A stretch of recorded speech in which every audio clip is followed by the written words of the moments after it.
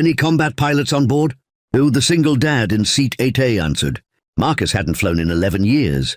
Not since the Air Force grounded him after the accident that took his co-pilot, his best friend, and the steadiness in his left hand, all in one brutal Iraqi night. He had rebuilt himself the only way a broken man knows how, slowly, quietly, one morning at a time.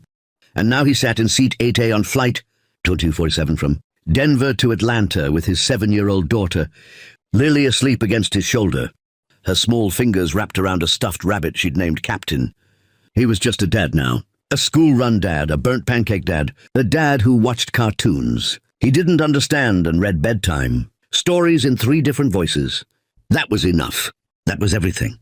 The flight had been smooth for the first hour, the kind of easy sky that makes you forget planes are miracles at all. And Marcus had almost dozed off when the intercom clicked, to life with a sound that didn't belong.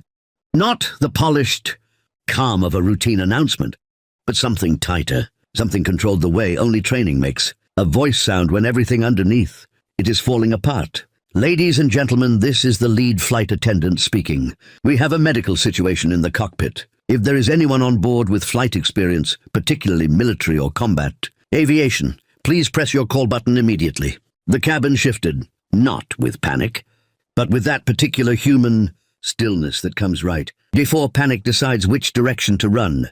Lily didn't wake. Marcus looked at her sleeping face for exactly 3 seconds. Then he pressed the button.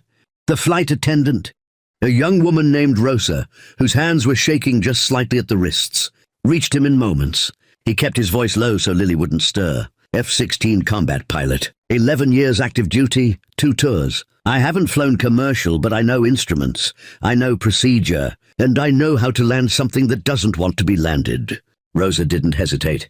She led him forward, past the curtain, past the galley, and through the cockpit door, where the first officer sat rigid with a headset on, and the captain, slumped against the window, unconscious, his face a terrible grey. Air traffic control was already on the line. Marcus settled into the left seat like muscle. Memory had been waiting 11 years for exactly this moment. His left hand trembled once. Just once, then it stopped. He talked to Denver Center, assessed altitude and fuel, ran through the instrument panel the way his hands remembered before his mind even caught up.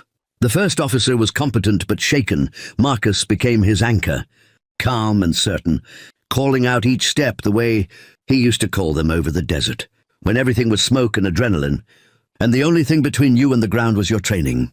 They landed in Kansas City 40 minutes later, smooth enough that half the passengers didn't understand what had just happened. When Marcus walked back to seat 8A, Lily was just waking up, blinking with rabbit hair on her cheek. Did I miss anything, Daddy? He buckled her in and kissed her forehead. Nothing important, Bug. If this story moved you, show it some love, give it a like, share it with someone who needs to hear it, and subscribe to Hidden for more stories about ordinary people doing extraordinary things when it matters most.